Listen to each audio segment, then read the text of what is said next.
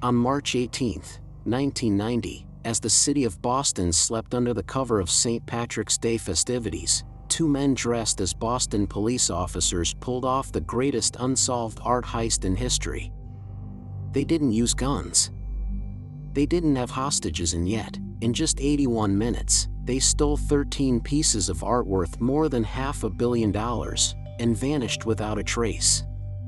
The Isabella Stewart Gardner Museum was a place of elegance founded in 1903 by the eccentric and passionate art collector Isabella Gardner. The museum was designed to feel more like a private home than a gallery. The collection she curated was personal, irreplaceable, and priceless, containing masterpieces from Vermeer, Rembrandt, Manet, and Degas, among others. Her will even specified that the artwork should never be moved or replaced, preserving the museum exactly as she had designed it. And that's part of what makes this crime so haunting, because even decades later, the empty frames still hang on the walls, untouched, as ghostly reminders of what was taken. The heist began just after 1:20 a.m. when two men buzzed at the museum's side entrance claiming to be police responding to a disturbance. Inside, two night security guards were on duty: Rick Abath, a young art school dropout and musician, and another unnamed guard. Despite standard procedure that barred anyone from entering at night, Abath let them in. The officers said they needed to speak with him.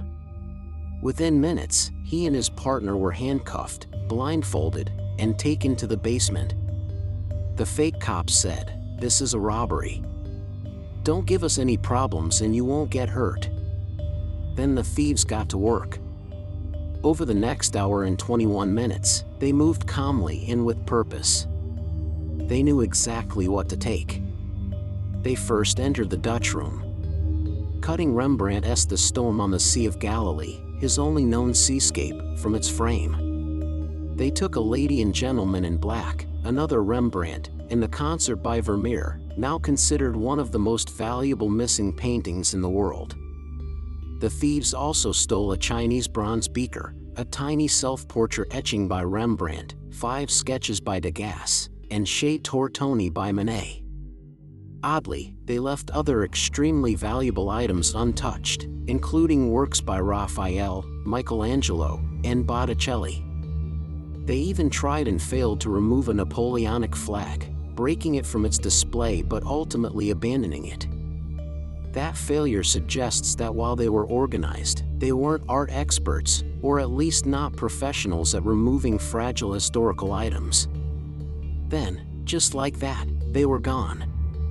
At 2:45 a.m., they exited the museum through the side entrance with 13 stolen pieces, never to be seen again. At 8:15 a.m., the next morning, staff arrived to find the museum's doors locked, the guards missing, and the security tapes gone. Police were called. Within hours, the FBI launched an investigation, which would grow into one of the most expensive and persistent art theft investigations in U.S. history. But despite extensive interviews, theories, and even undercover operations, no one was ever charged. And none of the art has ever been recovered. So who did it? Theories range from local organized crime groups to international black market art traffickers. One early suspect was Bobby Donati, a known art thief and mobster who was later found murdered, execution style, in the trunk of a car. Some believe Donati was involved, possibly as a way to negotiate the release of a jailed mob boss. Others suspect George Reisfelder, a convicted bank robber who briefly had a suspicious amount of money after the robbery and who died under mysterious circumstances a year later. And of course, suspicion has never completely lifted from Rick Abath, the night guard who let the thieves in. He maintains his innocence to this day, but many wonder, why break protocol that night, after following it consistently before?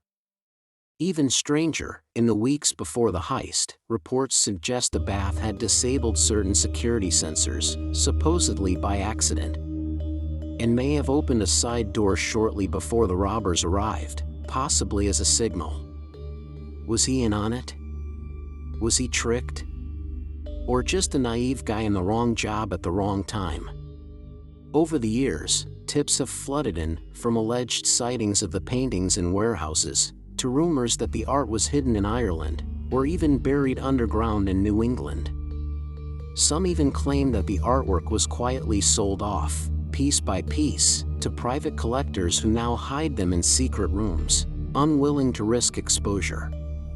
In 2013, the FBI made a public statement claiming they knew who had committed the robbery and that the art had moved through criminal circles in the 1990s. But still, no arrests. No names. No paintings. And so the mystery remains. The museum has kept its promise to Isabella Gardner by never replacing the stolen works. The empty frames still hang, waiting, in hopes the artwork might one day be recovered. A $10 million reward, the largest ever offered by a private institution, still stands. This wasn't just a theft. It was a cultural hit job. 13 works of irreplaceable history vanished from public sight. Taken not just from the museum, but from the world. And because the thieves weren't caught, and the art never recovered, it continues to haunt the public imagination. To this day, investigators are still searching. The FBI occasionally releases new updates, though the leads have mostly dried up. And Rick Abath? He's still out there, living a quiet life, writing music, and insisting he was just a pawn. Maybe he was. Maybe not. The Gardner heist is more than an unsolved crime. It's a riddle. It's about trust broken, security failed, and a glimpse of how vulnerable even the most prestigious institutions really are.